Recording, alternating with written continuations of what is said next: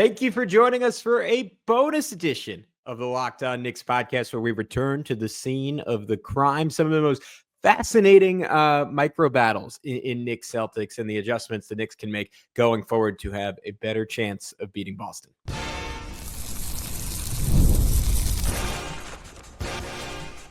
You are Locked On Knicks, your daily New York Knicks podcast, part of the Locked On Podcast Network. Your team every day.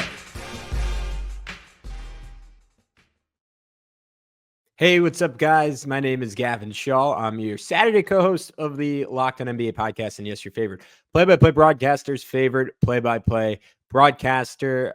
In case this is your first time tuning in, this is Locked On Knicks, part of the Locked On Podcast Network, your team every day, your daily podcast on the New York Knicks, giving you the most detailed insight on your favorite team 5 days a week, sometimes more. This episode is evidence of that, and be sure to join thousands of other Knicks fans, and I think right around 8,000 right now, and subscribing on both YouTube and your favorite podcast platform for the best insight on your favorite team every single day, and to be nice to Alex and I and help us grow the show.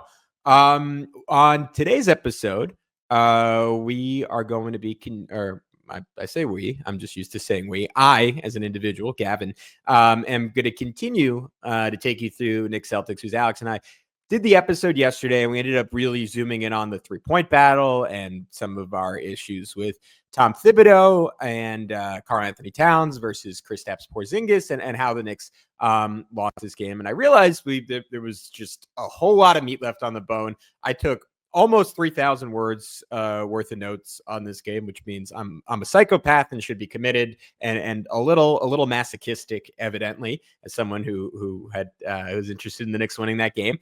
But I thought we should go into it because this felt like one of, if not the most important regular season game of the Knicks season, and perhaps the best litmus test of what to expect from this team in the playoffs. So I wanted to make sure we did a deep dive and we hit on Jalen Brunson, his full comeback performance. I know last game was nominally his comeback. This was his full comeback. Kind of a mixed bag of a night from OG Anunoby and Mikal Bridges, and some of the Knicks late execution stuff is we did touch on some of it in part one, and I'm sure maybe a little bit of this will be repetitive, but I wanted to dive a little bit deeper on it because I think it was really interesting, because I think the Knicks did a lot right, but also obviously doing quite a bit wrong.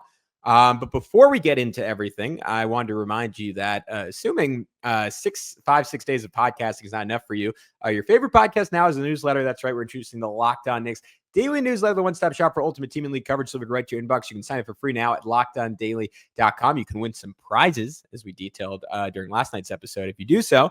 That's lockedondaily.com, and start your day with the all-new free Locked On Knicks newsletter to get daily writing from Alex and I throughout the playoffs, and our team of national writers. And if you are wrapping up your season, Josh Lloyd can still help you win your fantasy basketball championship. All right, without further ado, let's continue talking Knicks-Celtics. So maybe the area some of you expected us to start last night was, as I try to make sure the thumbnails in there, it's not, that's okay.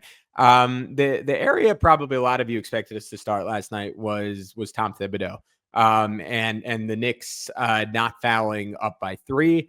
I don't know why we didn't really focus on it more. This has just happened so many times with him. I've just kind of accepted that, like, Tom Thibodeau does not really like fouling up 3. I personally think I question it sometimes in college, just because, like, we like look at what happened in the Duke Houston game, right? Like, even the best college teams sometimes have real issues inbounding the basketball. The Knicks at times, particularly last season, have really significant issues inbounding the basketball.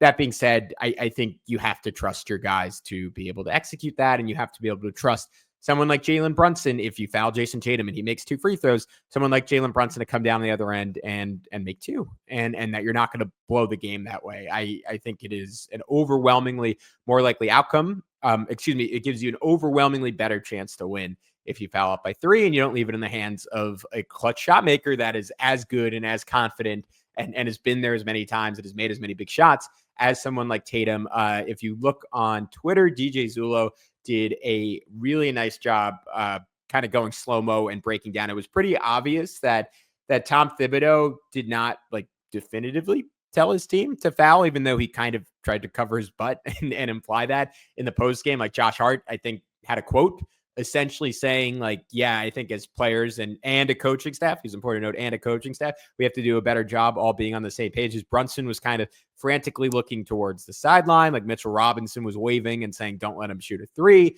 DJ pointed out, which is true. Like typically if a coach wants you to foul up three, like they'll be on the court, they'll be yelling it. They'll be telling you exactly what to do and how to execute in that situation. And it feels like Tibbs just like, I'll use DJ's word, like he kind of froze in that moment, and it cost the Knicks a basketball game. And again, in terms of the actual loss, one that probably ultimately won't matter, as the Knicks are just a win away or an Indiana loss away from taking the 3 seed. It would be better for the Knicks if quote unquote disaster struck and they somehow fell to the 4 seed, because I still think they have a much better chance against Cleveland than they do against Boston. And honestly, I'd rather play Milwaukee than Detroit, but that is probably not going to happen. So the actual loss doesn't matter. It only matters in the sense of like it would have been nice to beat Boston. It would have been nice to prove to this team on a night where they by and large played quite well, and Karl Anthony Towns had I would say a special performance offensively. It would be nice to be able to have gotten a win. The quote from Tom Thibodeau after the game, I'm not fouling. It's time and situation. They inbounded the ball quickly. He's coming at us, and then if he's in a shooting motion, you're giving him 3 shots. It wasn't off a dead ball. Yeah, Tibbs, we get it. It wasn't off a dead ball, but you can still you should have. I think first of all, like pre-game, it should be made abundantly clear to your team how you are going to approach that situation. Say, hey, if there is less than this many seconds on the clock, like we are fouling no matter what, right? And if you want to make an adjustment on the fly, like because maybe Tibbs said the opposite pregame, then you should be on the court like screaming it out. And sure, it wasn't off a dead ball. Sure, if he's in a shooting motion, you're giving him 3 shots. OG Anunoby could have fouled Jason Tatum at any point coming up the court, right? Like there was nothing saying that like you had to do it at the last possible second. You do it with 13 seconds left. You make your free throws. You walk out of that building. Okay. Again, like it's a risk either way. It's not perfect either way, but that is simply how I generally would approach these things. And then as far as the very last play of the game, Cat was open on the lob. That would have been ideal. Ideally, you have some kind of late breaking secondary action that is not like Josh Hart panic shot. It was a fine play at the end of the day. Maybe I would have had Deuce McBride in there instead of Josh Hart, but just to have an extra shooter. But that was far from my biggest issue with Tom Thibodeau on the night. All right, when we come back, let's get into a little bit more on Jalen Brunson, on the wings, on the execution, both late in the game and overtime, and a whole lot more here on Locked On Knicks.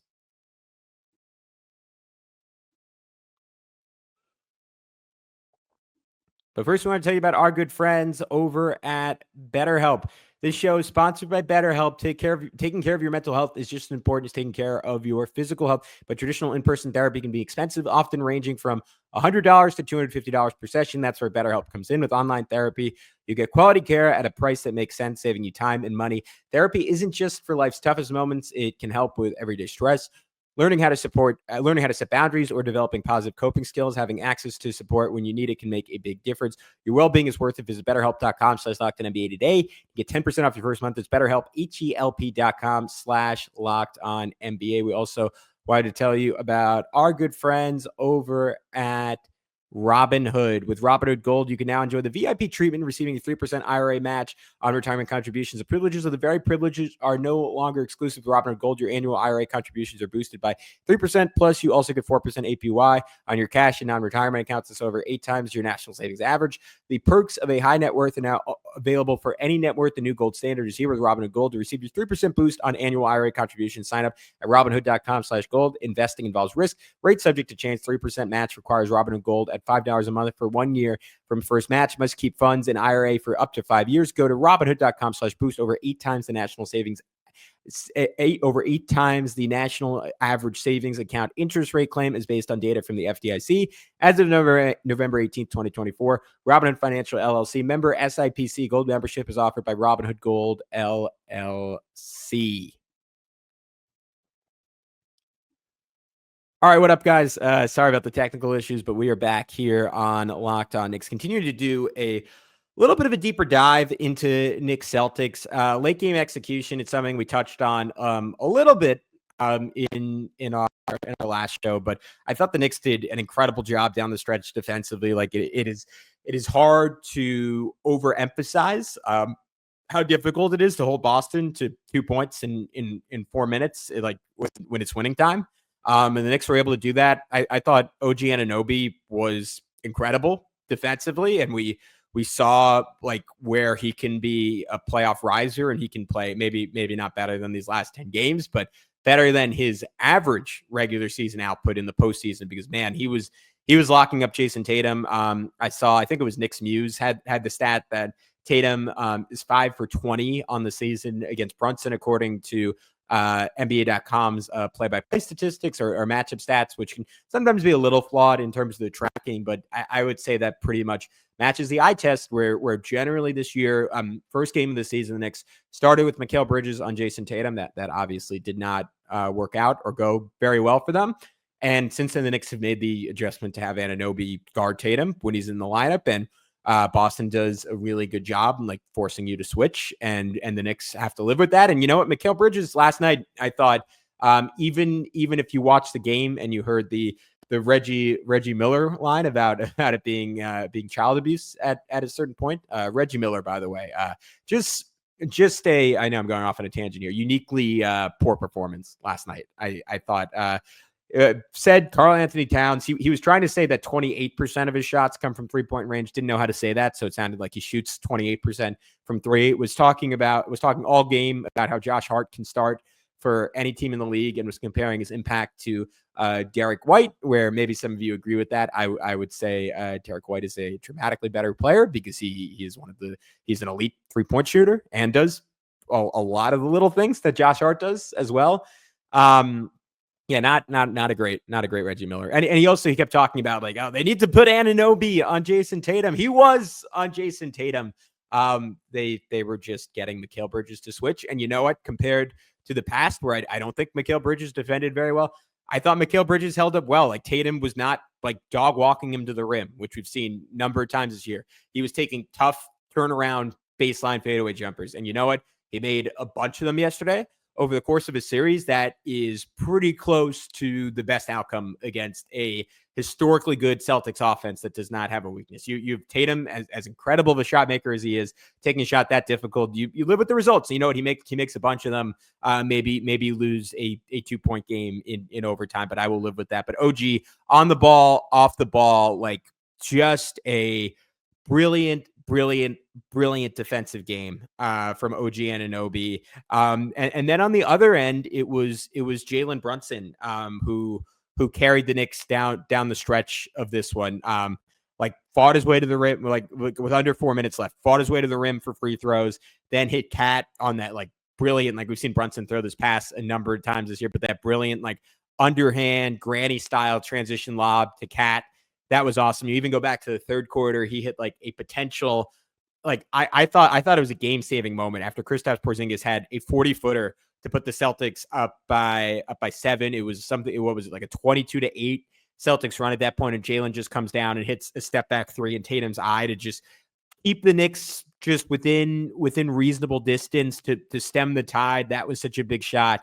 And then late in this game, like for all I've ripped Tom Thibodeau, if I'm going to give him a little bit of credit, like I appreciate that the Knicks did not just go straight isolate in the game. Like they had Brunson run a pick and roll with Mikal Bridges, and that was exactly what Alex and I were calling for last episode, right? You use Anunoby as a screener, use Bridges as a screener, mix it up. And the Knicks did that pick and roll with Mikal. Brunson hits him diving to the rim, and he hits a fadeaway over Jason Tatum. That cut the Celtics lead to 102-99, and then Brunson literally next play, ISO, pull up over Peyton Pritchard. Pritchard's a good defender, just too small to guard Jalen Brunson. And then the play that could have been the game-winning play, like Brunson took the clock down, turned the corner in a double team, and slung just a perfect one-handed hook pass to Hart on a cut for the finish to make it 107-104. Just a genius level play from Jalen Brunson. And if you are not like me and you want to make a case for Josh Hart being on the floor at the end of these games, It is that chemistry with Jalen Brunson, and it is a court sense and a fearlessness. And again, like if there's a reason Tom Thibodeau has Hart out there, you look at the boneheaded play where Cat just like threw a laser to Mikal in the corner, and how that backfired late. And look, Hart is not immune. Like early in overtime, the first two possessions of OT, in fact, Brunson and Hart tried to work their 2-man game, and twice they turned it over. I'm going to find in my notes exactly. I think the first time was Brunson just throwing it way too hard to Hart, and like Hart not being ready for it. Yeah, it was a throwaway. Excuse me. It was Brunson throwing and Hart not being ready. Celtics got it. Transition to get free throws on the other end. Or excuse me, no, that was the play. Sorry, I'm losing track. That was when Hart just tackled Tatum and they just got the ball back, and then they scored on the inbounds because Hart lost track of Hauser. And then the next one, another Brunson to Hart throwaway led to Hart shooting a prayer, and that was the one where the Celtics scored on. It was a lot of plays. I'm getting them all jumbled, but point being, outside of a few brain farts early in OT, I think you see that mind meld between Brunson and Hart. And if you want to make an argument for Hart being out there, it's basically that. It's the basketball IQ. It's the sense of the moment. It is the fact that Hart, I think he might make mistakes, but he's largely not scared in those moments. I would describe Mikal Bridges as scared at times in those moments. I would describe Cat as bumbling and like a little overexcited in those moments, and generally not a good decision maker in those moments. And Anunoby is hit or miss. Like he made the game winner against the Grizzlies. I think he generally makes, like, you go back to the end of game 2 against the Sixers where Hartenstein crashes in for the rebound, gets it to OG, and OG totally kept his head and instead of just chucking up a mid-range 2, shot a laser over to Dante, seeked out the Knicks' best shooter in what should go down. Maybe it won't. Maybe a lot of people won't remember it, but what should go down, I think, is one of the 10 or so greatest passes, most important passes in Knicks history. So OG, I guess you give the end of the game card to, but I look at the way this Knicks team like executed so well down the stretch in regulation and then completely fell apart in overtime. Maybe you attribute it to mental fatigue. The minutes for a close overtime game were not so crazy in this one, outside of Josh Hart, who plays the final 29 minutes, has 48 minutes total. And again, like I think it's unreasonable to expect Josh Hart to be out there that many minutes. I don't think it makes sense to play him that many minutes when, again, the Celtics just don't really guard him and you're playing 4-on-5 with him. And I think it is easy enough, especially when the Celtics go double big, for them to really just to muck up the gears when Hart is out there late in the game. I hear everyone when they want to talk about the good with Josh Hart, and he did a lot of good in this game. Like the Knicks were, I talked about it a little bit on the first pod, but the Knicks like did some good stuff to counter the fact that Kristaps Porzingis was guarding him. Like they ran a pick and pop with him and Brunson where he dribbled into a foul on runner over KP. Tough shot, but he made it. Had another one where they had him screen for OG off the ball. KP switches, but KP's scared of getting blown by because he's seen the OG demon highlights lately. And OG just hits like an easy pull-up jumper in his face. And let me see. There was one more. Yeah, there was another one where him and Brunson ran an action where he passed it to Hart, and then Brunson just came around for a dribble handoff. And with KP playing off Hart, that turns into an easy 3. And again, it is very similar to how the Warriors have used Draymond Green over the years when defenders would play way off him and then just say, all right, you're going to play off him. We're just going to run a dribble handoff to Steph Curry, and your big's going to be down. So he's going to get an early 3. But I guess my point here is even when people reference that and say, well, like Thibodeau's finding ways to adjust, if you are building your offense around covering up Josh Hart's weaknesses, you've already lost against a team like Boston because they are just going to score too many points too efficiently for you to keep up if Josh Hart is central to so many of your actions. It is just not going to work out for you at the end of the day. I don't think you can score enough points. And like Hart again, like he made that play down the stretch, like had some good passes, had some really essential offensive rebounds when the Knicks were making their run to come back in the third quarter. Like it is never all bad with him. It is just not enough. And even if he is again in like a perfect vacuum, and even the way NBA basketball was played 10 years ago, there could be an argument to be made that like he was like a dramatically more important player than Deuce McBride. But in the modern NBA, you just need shooting against the best teams in the league, and the best defenses weaponize and punish you for lack of shooting. But I want to get a little bit more into OG Anunoby's night. I want to get a little bit more into Mikal Bridges' night, and salute Karl Anthony Towns, because I feel like we were mostly negative when he had in a lot of ways an extraordinary offensive game. So we will get into all that in just a sec here on Locked On Knicks.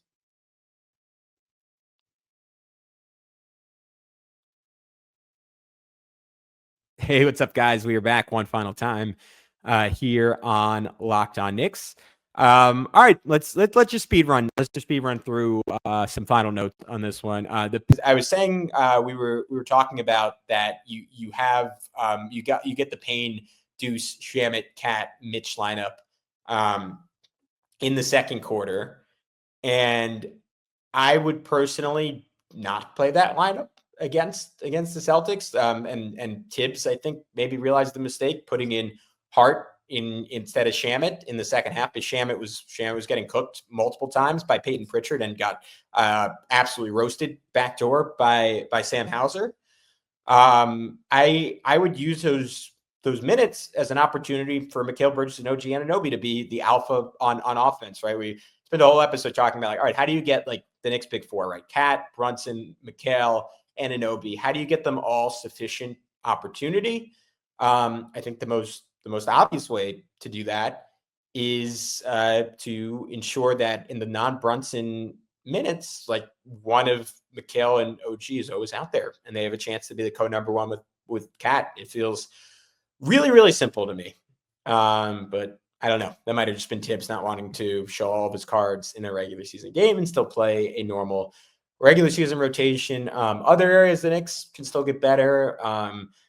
In transition defense, I mentioned the play where Cat just lazily got back the other night. Then another moment, how they gave up a 3-pointer to Hauser. The Knicks gave up a bundle of second chance points, especially early in this game. They let the Celtics just get a ton of offensive rebounds. The Celtics finished the game with 9, and it was less so that 9 is such a terrible number, and more so the Celtics were really efficient on those 9 offensive rebounds. That hurt the Knicks a lot in this game. I thought Hart at times held up well defensively, but there were also a lot of mistakes from Hart defensively in this game. Like him and Mikal had a play where they both way overhelp on a Drew drive, and it was just like when Cat was switched on to Drew Holiday. And I'm saying that situation, like Drew Holiday, great player, Hall of Famer, like totally capable of toasting Cat off the dribble. You know what? At a certain point, you have to live with that, because it's that or Derek White open 3. I'm saying, hey, Karl Anthony Towns, do your best. Try to block his shot. He beats you. Fine. We live with giving up 2 points. What we can't live with is 2 guys, not just one, 2 guys racing under the rim, and you leave a shooter in the corner and a shooter on the wing wide open for a 3. That is death against the Boston Celtics. Hart had another one where he overhelped, where he stunted at Tatum when Cat was fine on him, and Drew ends up driving, gets it back to Tatum, who misses a good look at 3. There was another play where OG and Hart thought it was a switch on a Tatum KP pick and roll. Both go with Tatum, and it ends up being a wide open 3 for KP. Again, that was a theme across the board for this team. I've already talked about Brunson a good amount. Mikal Bridges, just not quite enough from him. Played 38 minutes, 14 points, 4 assists, 4 rebounds, 6 of 15 from the field, 2 of 6 from 3. I mentioned it yesterday, but those 4 missed threes were all either wide open or open. They were good looks, and he just he has to make those shots. Like they again, he doesn't have to go 6 for 6. If he even makes one more, if he goes 3 for 6, the Knicks win this game. And it's not the 2 for 6 is so bad. It is just that they were open, and he's airballing ones like late in this game. Again, like he did good stuff. Like I mentioned, that pick and roll where he hit the fader over Tatum. He had another one where Brunson was doubled, and he was the outlet, and he made a foul line jumper to make it 105-102 in the fourth quarter and wrap up that 12-2 Knicks run. Earlier on in the fourth quarter, had a beautiful move on KP where he had a step back into a pump fake, step through, banked it in. There are just long stretches where you don't realize he's out on the court, and that is it is frustrating. It is really, really frustrating with Mikal, because we know we know he is good enough to make an impact. And like I think the premise of him was like, if he has to scale down to being a role player, like he's still going to get steals. He's still going to get you out in transition. He's going to hit spot up threes. And against the best teams in the NBA, he is just not been the guy the Knicks went out and gave up 5 first-round picks for. So that continues to be a little frustrating. OG, don't have to go super in depth on him because we talked a little bit about it last night, but just wanted to again note that he was hesitant in a way he hasn't been hesitant, and that was all of our big fears, right? When Brunson came back and like Brunson was sort of halfback against the Suns, and Brunson was kind of like, all right, you guys carry, I'm good. Like I'm all right. Like I'm still acclimating. I don't want to mess with the rhythm you had. And then on a night where Brunson went back to being like a little shoot first, like OG was just not himself again. And I think some of that is on Brunson. I think some of that is on Tibbs. I think some of that is on OG. Like he has to continue to be assertive and be confident that he was passing up like open threes in this game. And he shot 0 for 5, like when he was shooting threes, because like it was like maybe it was just an off night, maybe it's the Celtics defense, but I think a lot of it was like when he was shooting like hesitantly instead of the guy that we've seen like take like mellow threes, like right where he doesn't even dribble, where he just jabs and like rips a three in someone's eye. Again, the defense was brilliant. Like he had one play I didn't mention where he was guarding Tatum on a drive, and then he just spun around into like this brilliant contest on Derek White on a corner three. One area where he was super aggressive was attacking closeouts, like had one where it just blew by White, shot out of a cannon. And if I'm remembering the play correctly, it's the one where like Cornette like had to just like tackle him at the rim basically. But then he had other plays where he got the ball and he takes 2 dribbles at Jalen Brown and just picks it up and then hands it off to someone. Like it was really hit or miss. Had a great stop on Jalen Brown, who's not quite himself on the other end of the floor, where he basically forced Brown to just throw the basketball up in frustration. He just ripped it out of the air. Had that play where he's running with Brunson where he missed the dunk on KP. Love the aggressiveness there. Had the play to give the Knicks the lead back where he passed up an open three, but ended up getting by on a pump fake, Euro past Hauser, flipped it in to cap a 10-3 Knicks run to make it 78-76 from there. Missed a bunny, then double dribbled. My favorite play of the night, maybe from anyone, was the rebound he got off of Brunson's miss, where he just flew over Derek White, 3 Celtics around him, and he put it back up and in the fourth quarter. Airballed his 1-3 in overtime. So kind of a mixed bag from OG Anunoby, but overall, honestly, I was kind of encouraged because like he definitely like there were some of these games where he just was not noticeable against Boston. Like you noticed OG in this one.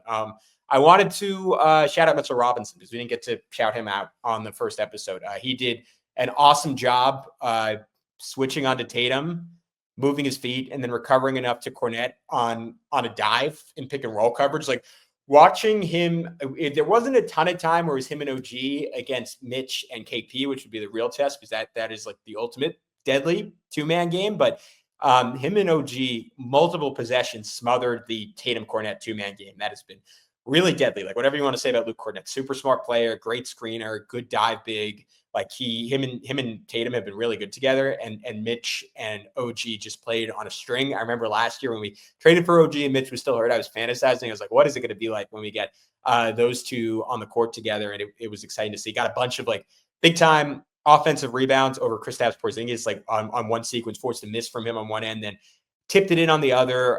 His rolling gravity is still there. It's still really, really good. Like he got campaigned just a wide open floater by diving to the rim twice. We saw that against the Suns too.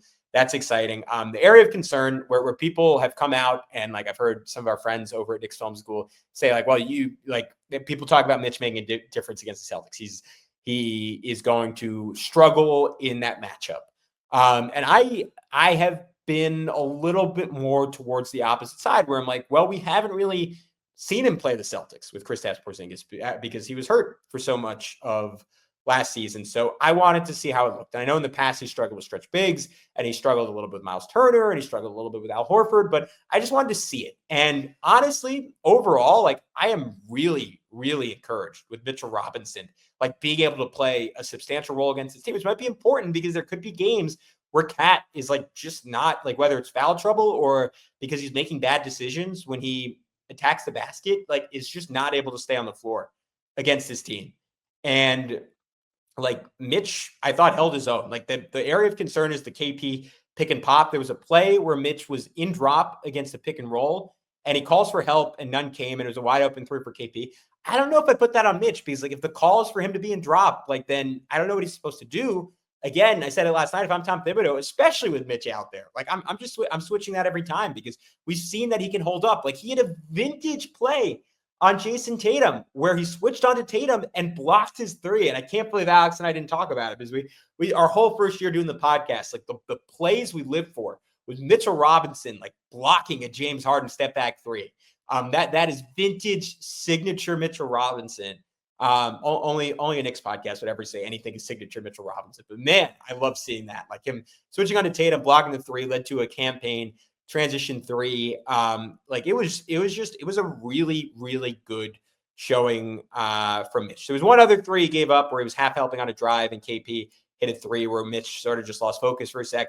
Again, that's frustrating. It's annoying. It is nothing compared to the mental errors we see from Cat trying to guard Kristaps Porzingis shooting threes. All right. I mentioned Shamet sucked. I guess one final shout out to Cat, because we're out of time. So I guess I'm just not going to get to do Cat full justice, but just his patience on his post-ups were incredible in this game. He scored 18 of the Knicks' first 42 points. We finally got to see a two-man action between him and Mitch, where he took a dribble handoff from Mitch and hit a running banker again. Like he is just a uniquely talented big. He had a running like jump hook over Derek White. Was hitting ridiculous shots, and just his patience against like double and triple teams. Like he had one where he shot faked, pass faked, and just waited out. And Boston like caved first and just bailed on him. And then he hits a jump hook over Drew Holiday. And we saw it over and over again where he took his time, where he made the right decision and he scored. There were a couple plays where I would have preferred that he kicked the basketball out and he find a shooter, because he had like OG wide open in the corner. He's forcing a shot over two or three guys. That was a little bit of a bummer, because I've talked about how Cat has gotten a little bit better in those areas, but it is just a little hit or miss for him. And I think again, it's harder against a team like the Celtics with their length, with their defensive IQ. You're forced to make decisions much quicker than you would against a lesser team. But overall, despite my complaints about his defense and his effort on that end of the floor at times, like just an extraordinary offensive game for Cat. He is an extraordinary talent, and the Knicks probably should have won this game. But until next time, I'm Gavin Schall. We'll talk to you soon on Locked On Knicks.